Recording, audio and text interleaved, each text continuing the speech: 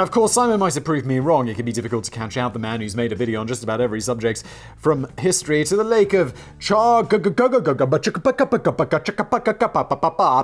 the hell is even that?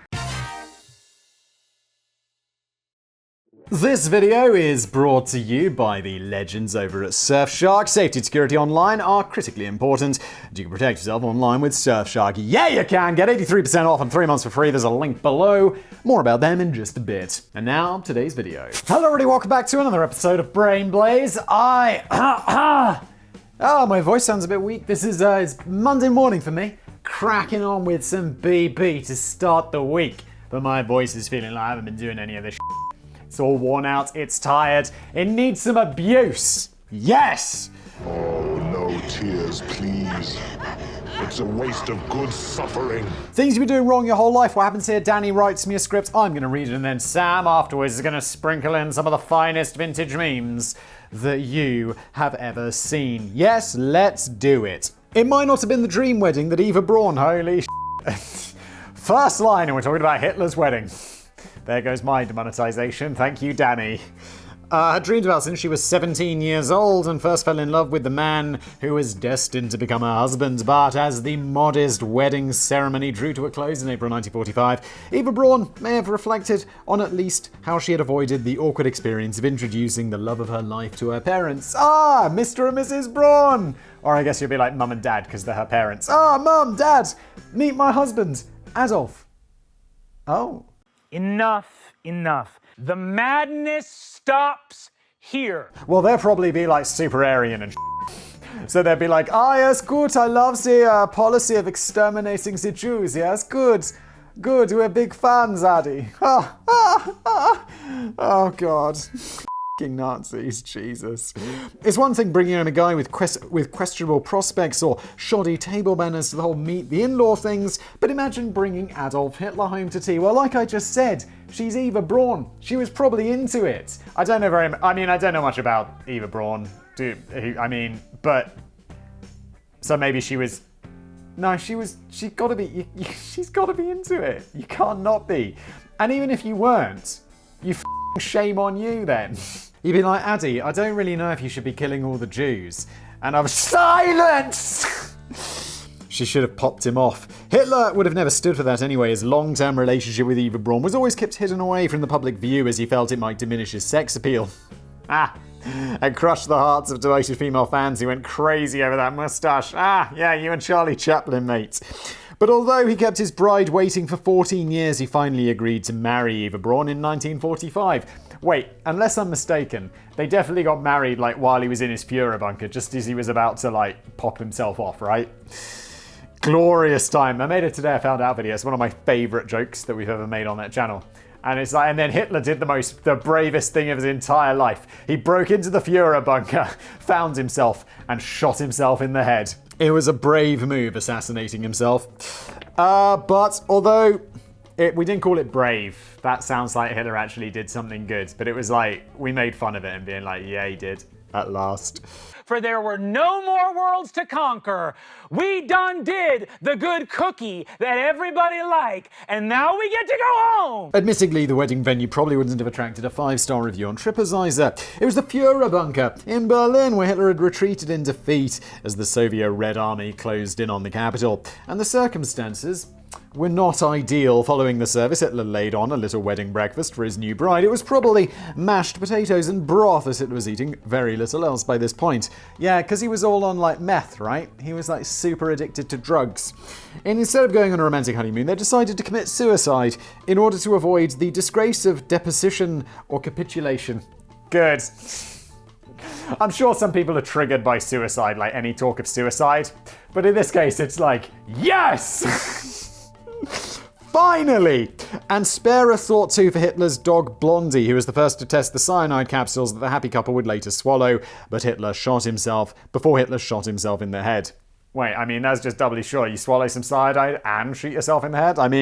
And also, Hitler, classic dickhead, the last thing he does is kill his dog. No one's the Soviets aren't gonna come into the bunker and be like, well, we're killing everybody in here, including the dogs. They're gonna be like, well, let's kill all the Nazis. Oh, you'd like that, wouldn't you? Power level 322. And then keep this dog, because the dog isn't a Nazi, it's a dog. I stand corrected. But on a brighter note, Eva Braun may have been relieved that she finally got the chance to lose her maiden name, even if only for a very brief period of time. It's true that the thought of becoming Mrs. Hitler might not be everyone's bowl of cold broth, but at least everyone knew how to pronounce it. Eva Braun. Is that complicated? I didn't think so, but I guess, everyone knows how to pronounce Hitler. I'm going to go out on a limb here and predict that Simon has been pronouncing it with the surname Braun to rhyme with yawn. Oh, Danny, you read my mind. How did you do that? Because that's how everyone pronounces it. No. But in fact, the surname is pronounced Brown. It's just a weird German spelling that compels many people outside of Eva's native country to distort it to Braun. Still, she was stuck with the first name Eva, though, which Simon has probably been pronouncing Eva, but is actually pronounced Iva. Oh, for fuck's sake, Danny! It's a very common mistake to make, though, and you can't blame anyone for getting it a bit wrong. Danny in a minute's going to be like, Simon, my name is actually Danae, and I'm like, oh, for sake. It's a very common mistake to make, then you can't blame anyone getting it wrong. It's a bit like the pronunciation of Mount Everest. Oh yeah, it's named after some British dude, and his name is actually pronounced like Everest or something, but no one cares. Which Simon has just wrongly pronounced Everest, but it should actually be pronounced Everest to match the surname of the British surveyor who discovered it. Yeah, but there is a point where it just becomes that's the accepted pronunciation.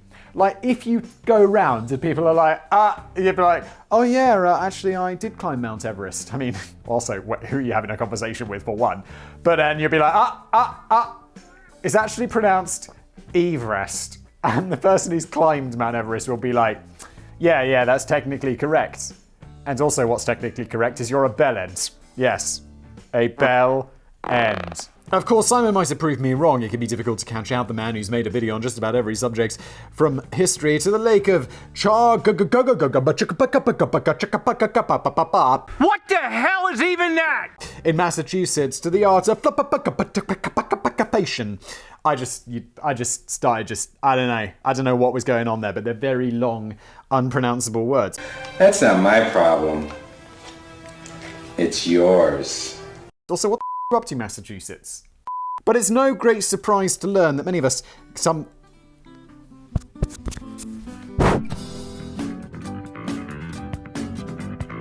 But it's no great surprise to learn that so many of us get some of the simplest everyday things in life so horrendously and comically wrong, and it's probably not even our fault. Danny, you know one thing you get wrong? Page-and-a-half long introductions, mate.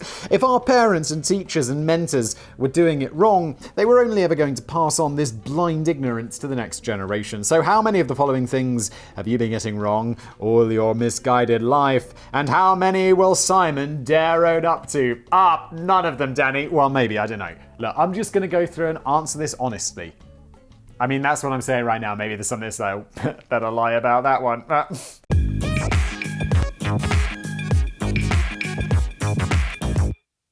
You're cleaning your dirty ears wrong. Well, I don't know if we're about to talk about Q-tips, but you know, the ear cleaning things. You're not supposed to put those inside your ear. That's not what they're for. Stop doing that, it's dangerous. It even says it on the packet, don't do it. There's a curious warning on the sign, oh my god.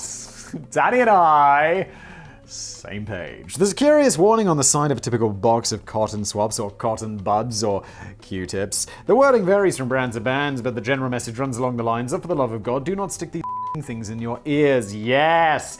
And it always struck me as an odd warning because I'm pretty sure that at least 90% of all sold cotton swabs end up dripping in the wax from somebody's lug hole. Ugh.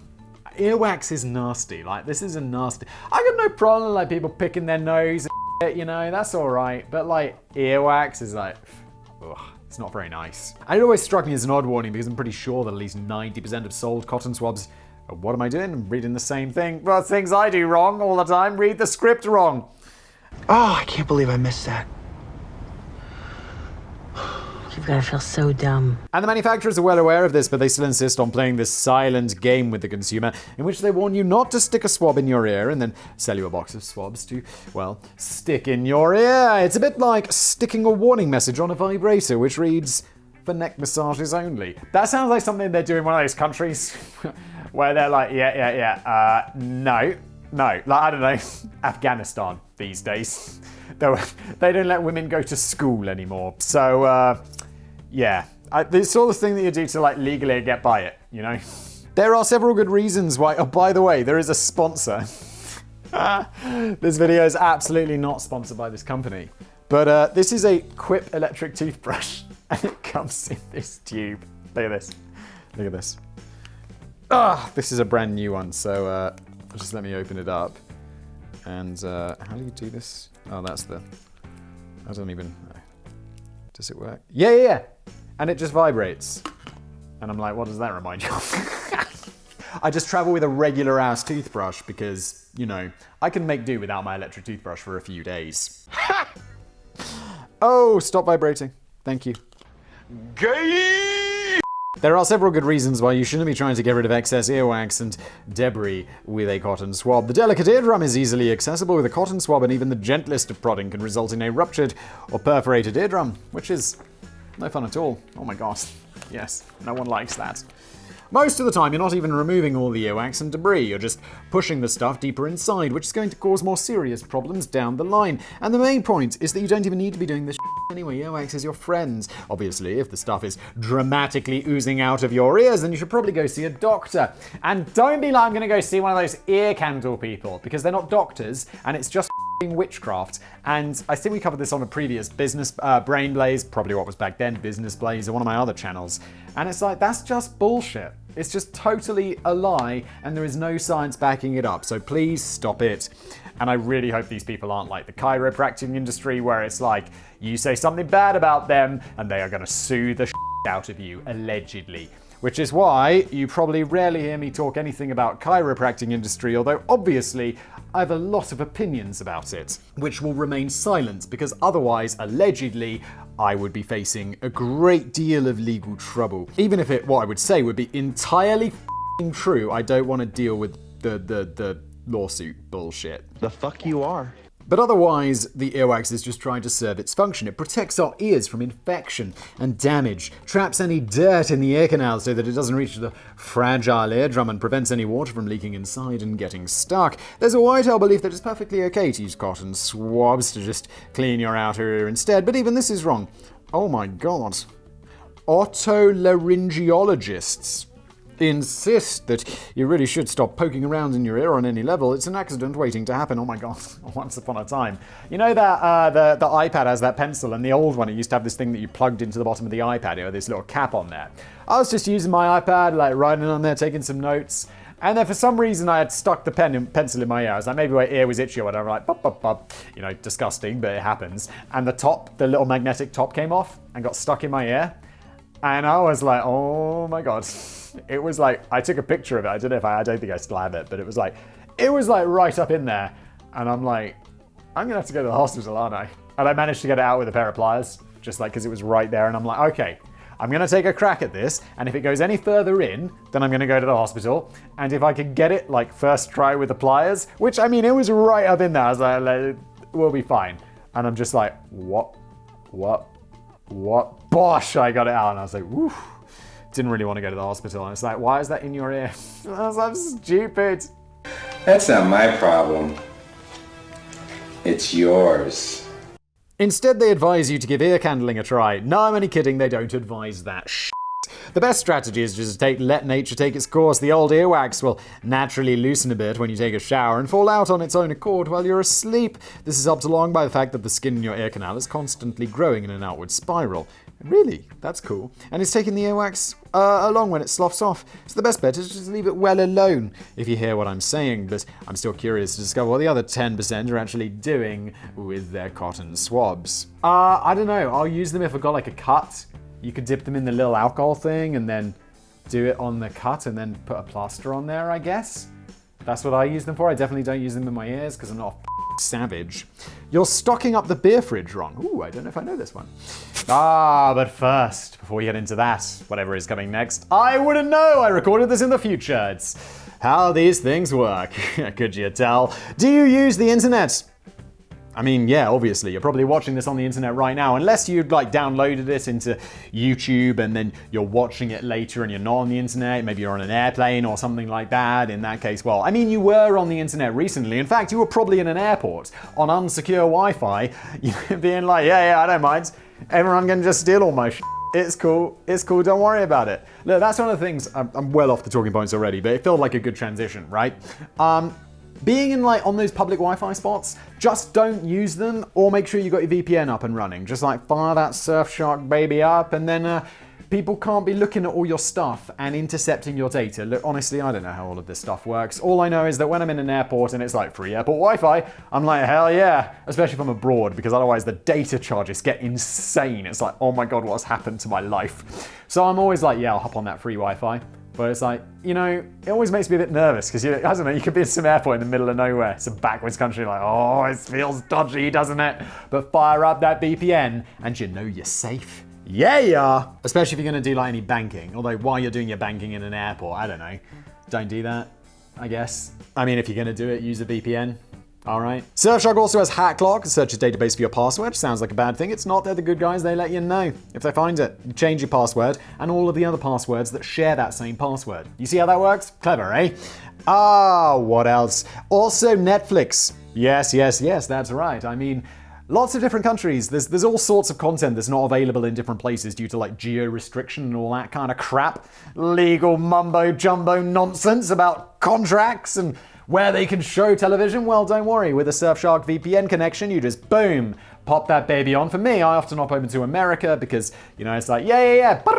Now I'm in Miami, and you get all the Netflix that you could want that's available in Miami or America. It's got lots of American stuff. But don't think that you're in America and you're like, well, I've already got the Netflix is from where I live, Simon.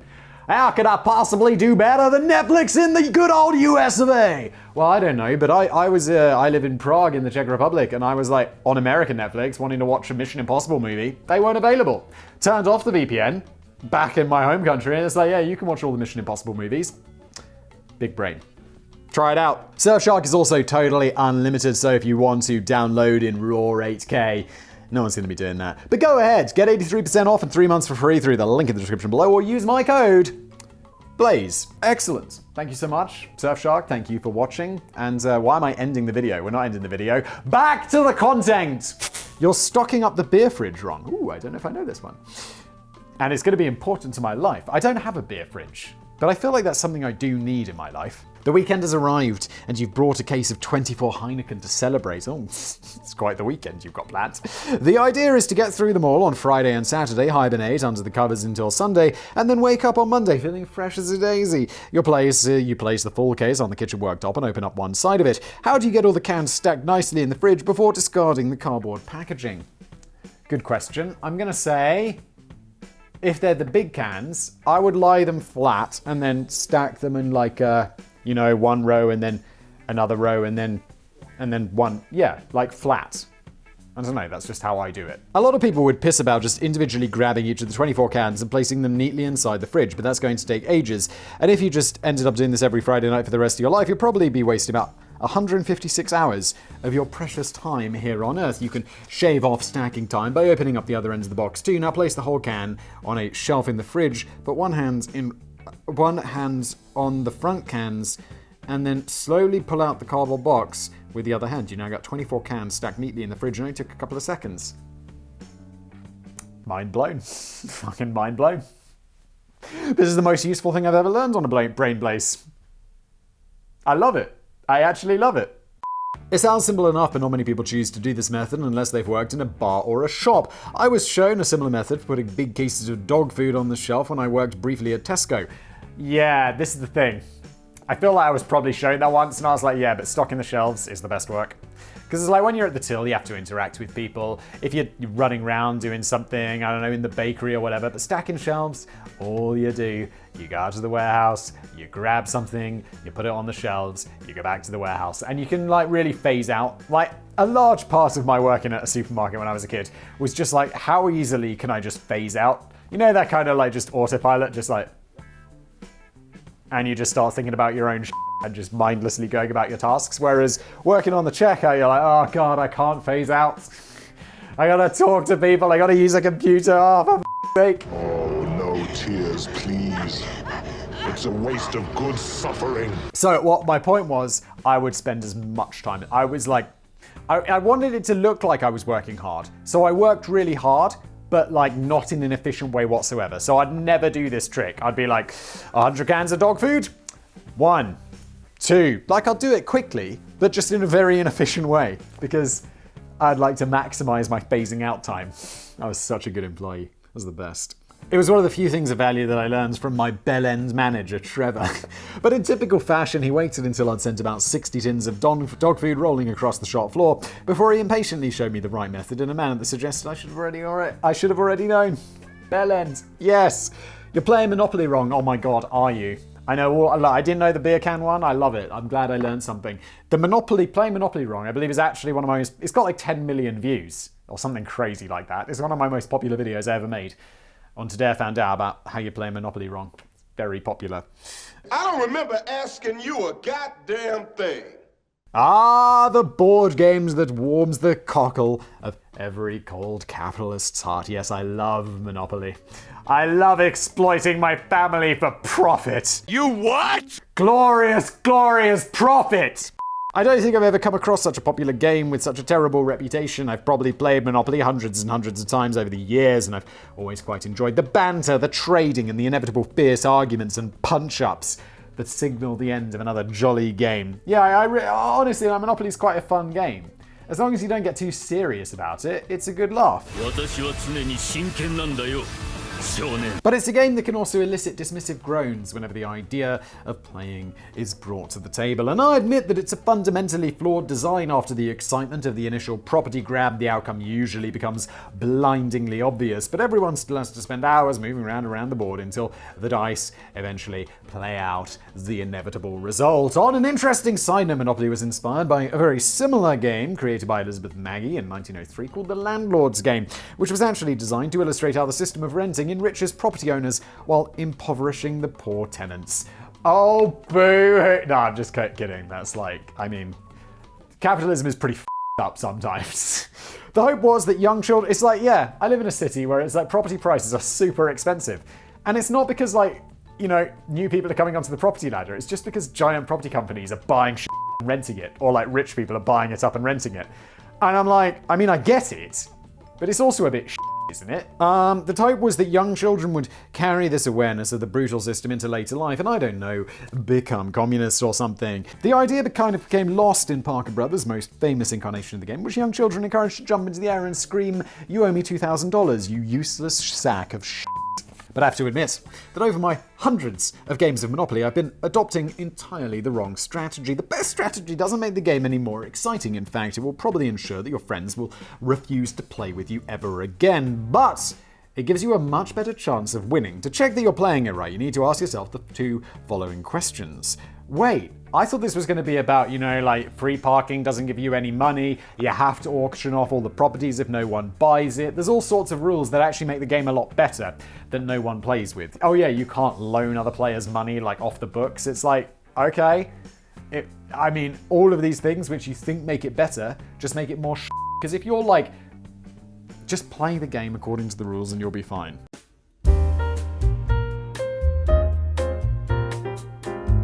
Number 1, what would you consider to be the most profitable properties on the board? The orange properties. Everyone knows this. It's not the most expensive, it's not the cheaper, it's the orange. You got to go for those. Number 2, if you have 4 houses on every property on Monopoly and you have plenty of spare cash to splash around, would you make it a priority to upgrade? No, because if you upgrade to hotels, you get more money. But if you get all the green properties on the board, then you can't substitute the green properties for Smarties or anything, so there aren't any green properties and no one can upgrade and get to a hotel. So you want to hog all the green houses. You don't upgrade to hotels. Does no one know? I thought people knew this. The answer to the first question, a lot of people would suggest that Mayfair and Park Lane, no, they're way too expensive. Simply because they're so expensive and the rent can build up to game-crushing amounts. Some players would even engage in trades in which they happily hand over several of their own properties and a big bag of money just to get their hands on the coveted Mayfair. Which I believe is it's the... these are the UK ones. The American one is Park Avenue or something. I don't know. Mayfair's the most expensive one. Park Lane is the second most expensive one. The purple properties. Hey guys, I just found out a new way how to go to sleep. Look. But owning Mayfair and Park Lane is a bit of a poisoned chalice. It costs an arm and a leg to even just begin developing on these properties, and of course there are only 2 of them, so the chances of an opponent landing on those squares are relatively slim. You're better off forgetting about those and focusing your efforts on snapping up the cheaper tat. Not only do most of the cheaper monopolies contain 3 properties for a bigger chance of rent collection, but you can also begin to develop them much more quickly and without breaking the bank. So you can start pulling in healthy and regular amounts of rent while your opponents are still struggling to find the finances to buy a single house on one of the more expensive monopolies. Yeah, I thought it was the orange ones were most profitable. That's what I always try to get, but I guess not. But don't ever upgrade to hotels. Although a hotel on a property is often seen as the ultimate symbol of wealth on a Monopoly board, you're better off sticking to just 4 houses. There are only 32 greenhouses packaged in the Monopoly game, and once these are all in play on the board, other players are unable to develop on their properties unless you sell your houses back to the bank or upgrade to a hotel. So create a housing shortage by hoarding as many little greenhouses as you can on the cheaper monopolies and effectively locking out your opponents from making the developments on the more expensive properties that they've been struggling to finance all along. Yep, you just ruined Monopoly. Yeah, I mean, I like that I knew both of these. That's why I always win a Monopoly. Just keep the rulebook handy at all times to combat the inevitable cries if you can't do this. Why don't you just sell your houses, you knob?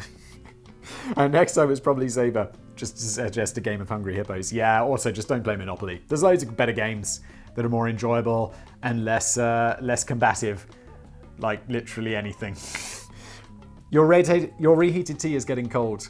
This is one that I didn't know myself, as I don't tend to use a microwave very often, but apparently your microwave is bigger than you might think. It doesn't quite have the dimensionally transcendent properties of a TARDIS, but there's a lot of space in there that largely gets ignored. If you're microwaving a romantic dinner for 2, Danny, so sad. Is there such a thing as a romantic microwave dinner? I feel that that's a contradiction in terms. Let's face it, who's not going to be impressed with a couple of pizza burgers and 24 cans of neatly stacked Heineken to wash them down with? You're already in a bit of a quandary. Oh, love, what are we having dinner tonight? Hot Pockets, and I bought an entire case of Heineken for us to smash. Oh, Danny, you melt my heart. He's kinda gay. The magic spinning plate in the microwave only appears to have room for 1 meal at a time, so the only course of action is to heat up the meals individually. And of course, and as you're heating up the second serving, your first serving is already starting to get a bit cold and attract flies. Oh my. Just give that one to your date. What they don't know can't hurt them. Or, there's another way. The top half of the microwave is just as good as the bottom half, but we very rarely take advantage of all that extra space. If you want to microwave 2 bowls or dishes at the same time, simply place an upside-down cup next to the first dish, and then place the second dish on top of the cup so that it takes up a newly elevated position above the first dish. Yeah, but then, I mean, isn't it going to be too close to the edge and it's going to like bash against the side? Because the microwave thing rotates most of the time. I know you get those ones where it doesn't rotate and it does some magic with the things rotating, which is obviously awesome.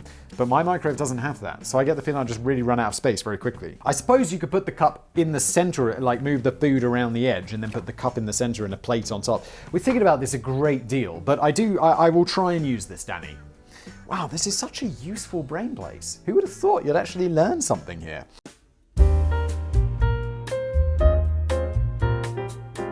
Now you can both enjoy meals at the same time at the right temperature without having to buy 2 microwaves. Yes. That was the other immediate solution. Just get a second microwave. Just stack them next to each other. Perfect. You're showering wrong. Oh, please. Shower right. Surely we could get the basic bathing ritual right. We've had about 300,000 years to get the hang of it, but no.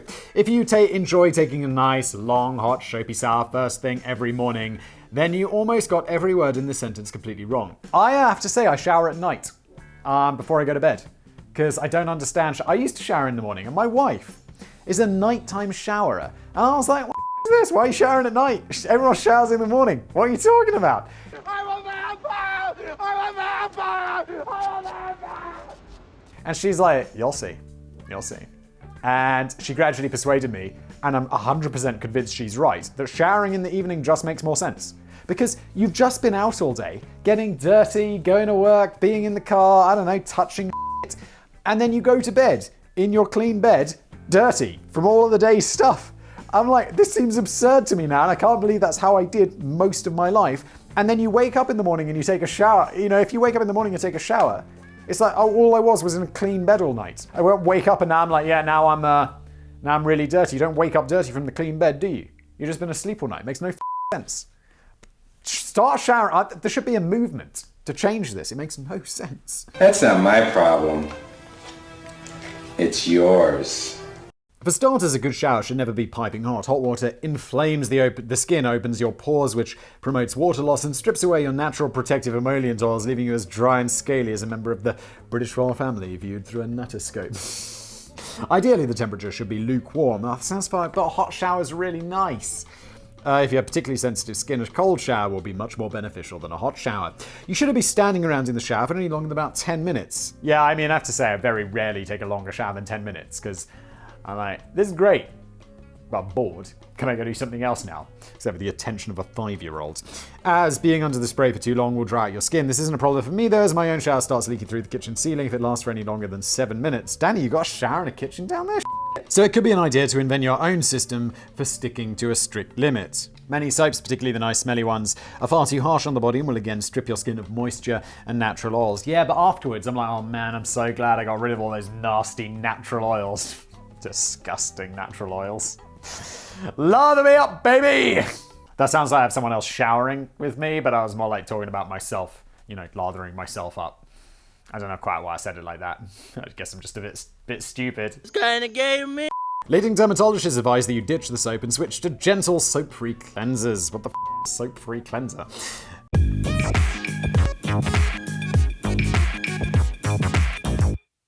And unless you're injured a particularly sweaty day of work down in the mines, there's no real need to bathe every day. Microbiologists claim that bathing too often can change the nature of your microbial population and leave you more vulnerable to conditions such as eczema. Yeah, but I've been showering my whole life and I've never had any eczema. So let me just continue showering every day because I like it and I feel clean. I have a hard time getting my head around the idea of not having a shower every morning. I don't usually feel ready to face the world until I've enjoyed a 7-minute, 22-second shower. But I'm getting the schedule wrong as well. Although most people understandably prefer to bathe in the morning. Why is this understandable? It makes no sense. It's actually more beneficial to take a shower at night last thing before going to bed. As your body cools down in bed, you're more likely to drift quickly off to sleep, and you're less likely to contaminate your partner or your bedding with dirt, chemicals, allergens, and toxins. Yeah, it makes perfect sense. So, the true bathing aficionados have turned their grubby backs on nice, long, hot, soapy showers first thing in the morning. Instead, they plump for crap, short, lukewarm showers, soap-free, last thing at night. That does sound horrible. Is that what you do? Cold, rinse-off shower before bed. Oh, you're even breathing wrong. Oh, that one I probably have been getting wrong. Finally, here's something that a toddler is probably better at than you. In fact, even a toddler is managing to do this better than you. Oh, a dog. Sorry, I read toddler twice. I don't know why. Oh, you'd like that, wouldn't you? Power level 322. And it's something as simple as breathing. We should probably be breathing through our mouths, right? I feel like that's what we should be doing, and everyone breathes through a nose because you don't want to walk around like this. Because then everyone's like, what the f*** is wrong with you? As a quick test, try taking a few deep, long breaths right now. Don't rush. It'll give me more time to finish off the script. Feels good, doesn't it? Oh, it feels nice. Just a nice long breath. So, did you find that you were largely breathing in through your mouth? Oh, was I supposed to breathe in through the nose? Did your shoulders rise and fall with each breath? Did your chest stick out like a pigeon? Yes, yes, and yes! If the answer to this question is yes, then what you're actually doing is vertical breathing. I should say that it's wrong because it seems like you've done a decent job of keeping yourself alive until now. So I'd recommend just to randomly stop. The only issue here is that human beings, like dogs, are belly breathers. And with vertical breathing, you're only really using the very tops of your lungs, so you're depriving your body of the oxygen that it needs to function at its best. We naturally breathe from our bellies, or more specifically, our diaphragm, when we're babies, but unless you go on to become an opera singer or a voice artist, we tend to forget to breathe in the most effective way after we've hit about 3 years of age. Yeah, I mean, I do know this. It's like, yeah, you should really breathe from down there, except it does feel weird. I suspect that Simon already knows this one. He must have been compelled to draw upon as much vocal and breathing training as possible before he agreed to provide the narration for the Chinese audiobook of Lord of the Rings. Ah, Danny! Ah! This whole time I thought you were Samwise to my Frodo. But you're just Boromir. I don't know who the fuck that is. I don't know who Boromir is. That's such a Boromir thing to say. I still maintain that Simon's Chinese version of Gollum was second to none. Mwah. But the rest of us are more likely to slip into bad habits from poor posturing and sit hunched at a desk all day long, which encourages faster, stress-inducing upper chest breathing. The trick to start making use of your diaphragm, the major muscle in respiration process, which is positioned just above your stomach. A perfect breath would begin from the nose and then move right down to the stomach, pushing out your belly as your diaphragm expands and fills up your lungs with air. It doesn't look as cool as sticking out your chest, but you're providing your body with more oxygen and energy. Woohoo! A good way of getting started with remembering how to breathe like a baby is to lie on your back with one hand on your upper chest and the other one just below your ribcage. This brain blaze is full of useful life information. I didn't expect it. I just assumed when I came up with things you've been doing wrong your whole life were just going to be, it's going to be more full of opportunities to on people. Hello, darkness, my old friends. As you deeply inhale, the hands on your upper chest should barely move at all, but the hands on your lower ribcage should be moving in time with your diaphragm. Fascinating. It may take a while to master, but the benefits include more energy, a slower heartbeat, a reduction in anxiety, less strain on the neck and shoulders, and a lower blood pressure. And if you're having trouble getting there, just watch a baby or learn from a dog. They do this in their sleep. In fact, maybe if we took more time to learn life lessons from dogs, we'd be smarter and a happier species. Oh, please. But just like Eva Braun waiting for a marriage proposal from Hitler, I'd better not hold my breath. Yes, this has been an episode of Brain Blaze. Thank you so much for watching. Look, if you want to go to purchase the merch right now, you can get this free Keep Danny t-shirt.